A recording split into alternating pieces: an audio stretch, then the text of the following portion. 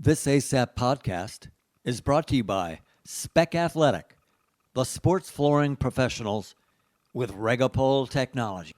Well, let me drop a few names on where you'll find Spec Athletic and their Regopole flooring. You know, ASAP, Athletic Strength and Power, has been to basically all of the top training centers in the world, and you're not going to find facilities that top Ohio State, Clemson, Notre Dame, Michigan State, Cincinnati, the Browns, the Bengals, Illinois, Purdue. And what you'll find is that the one common denominator at these facilities is their sports flooring by Spec Athletic. And I know it may seem like you have to be in the college football playoffs to go with Spec Athletic. I will tell you, there's an A through Z roll call of other college and high school programs that enjoy having the best flooring. And if you've ever had to redo a floor, you already know that it's something that you don't want to repeat doing for a very long time. So check out specathletic.com. Then give Kevin Cassidy a call. He'll set you up and get your floor right. And this is Ed Sicali with Athletic Strength and Power Podcasts.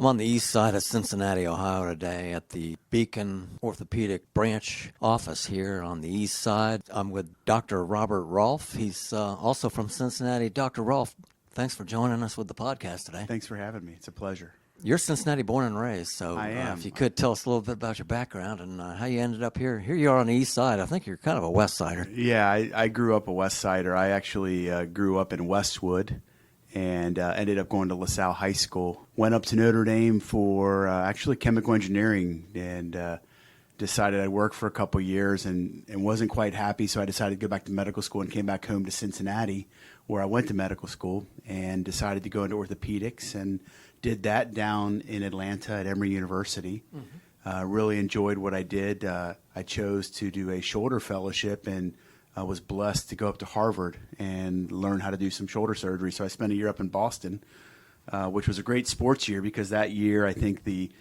Red Sox won, the Celtics won, and that's the year the Patriots almost went undefeated. So it was a great sports year to be up there. And I've been back home for, I think, 12 or 13 years now and been with Beacon. And it's nice to be back home and treat people from Cincinnati. And my practice is mainly on the west side, but I do have a couple of satellites that I go to out in Indiana and on the east side of town as well. Mm-hmm. And then you mentioned that when you went to Notre Dame, you studied chemical engineering. I did chemical engineering. I think I didn't really know what I wanted to do when I grew up, and I thought chemical engineering was a nice way to be prepared for multiple paths, whether it be med school, business school, law school, or what I did, go into the workforce for a while. So while I was up in Newark, Ohio, at Newark Catholic High School, wondering what I wanted to do, screw around after school and everything, you're thinking about going to Notre Dame and studying chemical engineering. Yeah. Okay. Yeah, that was my backup plan, I guess. Yeah, that's why you're doing a surgery, doc. Well, yeah. So yeah, Notre Dame, and then you're actually not the first Notre Dame guy we've had on the show. It's I think you said you're related to Dr. Berger. Bob Berger is my uncle. He actually played football at Notre Dame. Mm-hmm. He was the scout team for Bob Golick when he was a freshman, so I'm sure he got beat up pretty good when he was up there, but ended up having a pretty good career up there and is a really good physician in Cincinnati. And it's a pleasure to have him as a role model and certainly something I model my practice after. And we know Dr. Robert Berger's son, Joe Berger, Chris Berger, and Bobby Berger. They've all had some experience with ASAP, Athletic Strength and Power. Yeah, they've all made their rounds. You know, the bookends, Bobby and Joe, obviously played college football, one at Notre Dame, and Joe did very well at Ohio State. And then the middle two were excellent golfers, and we're at Xavier University. And I'm hoping that my kids can take some lessons from them as they get older. Yeah, Doc, your specialized area of expertise is the shoulder joint. That's got to be one of the more complicated joints in the body, I would think. I mean, as far as, fixing it up and going in and exploring and repairing. It is. It's, one of the reasons I decided to go into shoulder is, one, I thought it was a unique joint because, people like to say it's a ball and socket joint, but really it's more of a ball on a socket, and it relies on all those soft tissues around it, those soft tissues including the rotator cuff and the different ligaments in the shoulder. And what fascinated me about the shoulder is not just that it's a complicated joint, but there were so many great things that were on the horizon. We're really starting to figure out how to do shoulder replacements and have them last a long time. We're really starting to figure out, some of the things we did not know in the past. And so, one of the things when I came back to Cincinnati and I would talk to people about doing a shoulder replacement is a lot of people didn't know you could do that. And I spent a lot of time not just educating patients, but also educating primary care physicians, because historically, 90% of the shoulder replacements were done by guys that maybe did a few a year. And this whole concept of a shoulder specialist was new. And now we have people that are doing, 200, 300 shoulder replacements a year.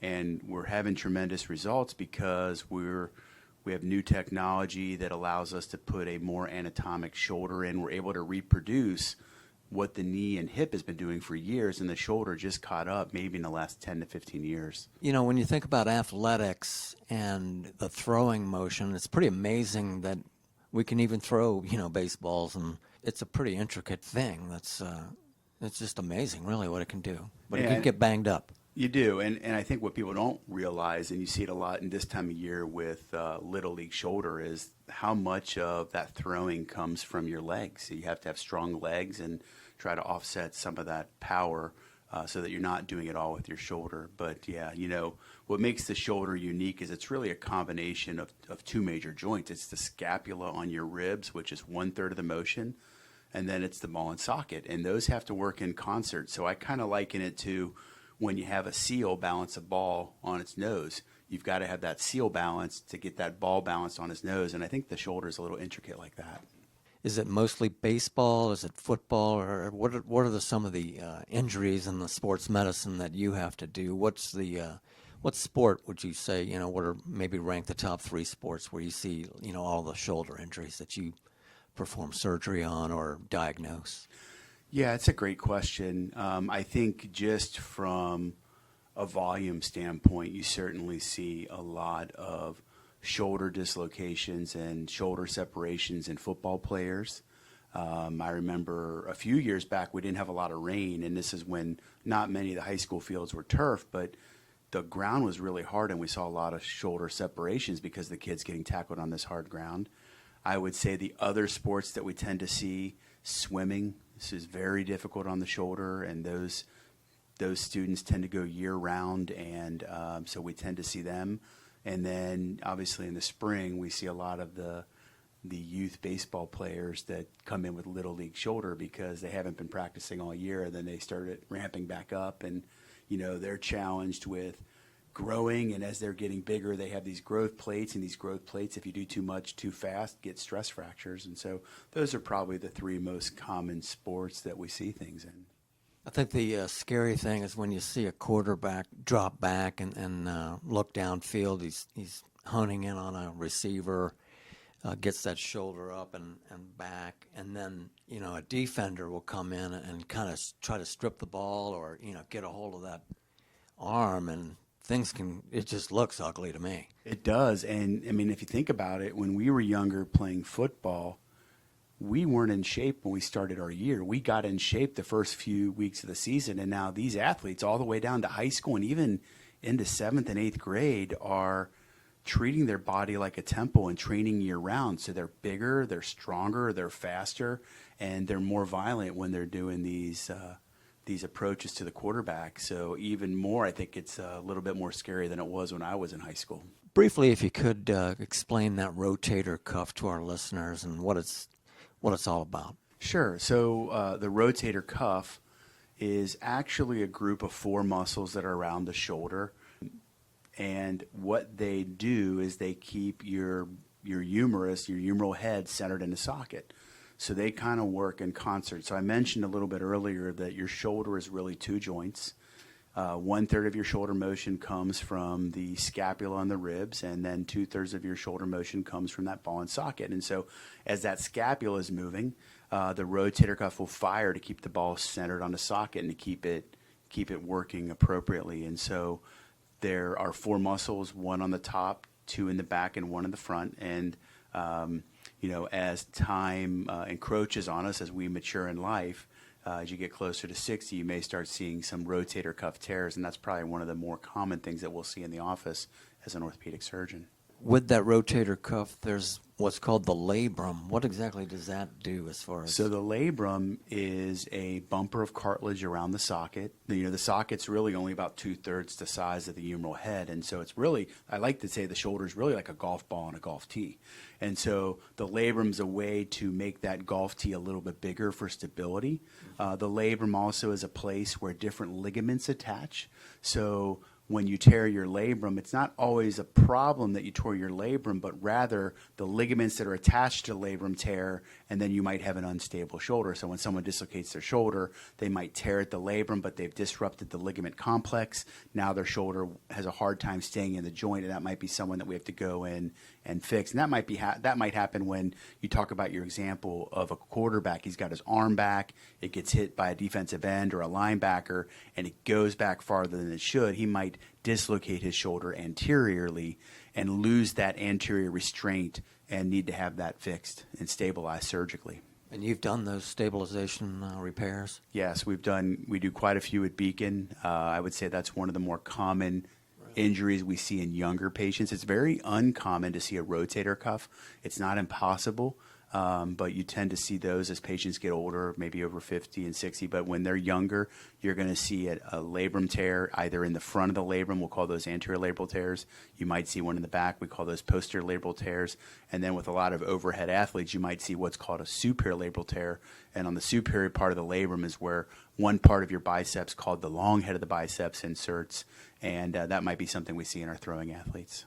You know, everybody would definitely like to see one day some sort of cure for cancer and things like that. Personally, where I'm at, I'd like to see a cure for tendonitis. Is there anything on the horizon for that?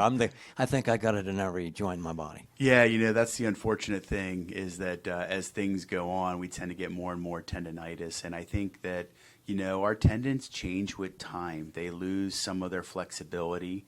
They change kind of the intrinsic nature, so they're not as pliable as they used to be. So I think if you're looking for ways to prevent tendonitis, it has a lot to do with maintaining your flexibility, has a lot to do with keeping your strength. So, most people that I see in the office, they come in because they're inflexible and because they're weak. So a lot of times that's what we're working on in physical therapy. And that's why I will stress to some of my patients, hey, you really got to do something like yoga because it works on flexibility. It works on strength. Those are the two reasons that cause a tendon to fail. And so those are some things that you can do to try to prevent tendonitis and then partial tears in those tendons and hopefully keep your shoulder as healthy as you can for as long as you can. Glad you brought that up, Doc. With yoga, we're going to have some guest podcasts on coming up in the future to talk about that and what a real benefit it is for people to do that and get those joints flexible and stronger. It is. There's a lot of different ways to kind of maintain your health, and it's not just with physical therapy, but even if you look at some of these Division I campuses, you mentioned Joe Berger. When he was up at Ohio State, they were doing things like yoga. They were doing hot yoga. They were doing cupping. They were doing different things that weren't the traditional medical way of treating it because they knew the importance. You're playing Division I football.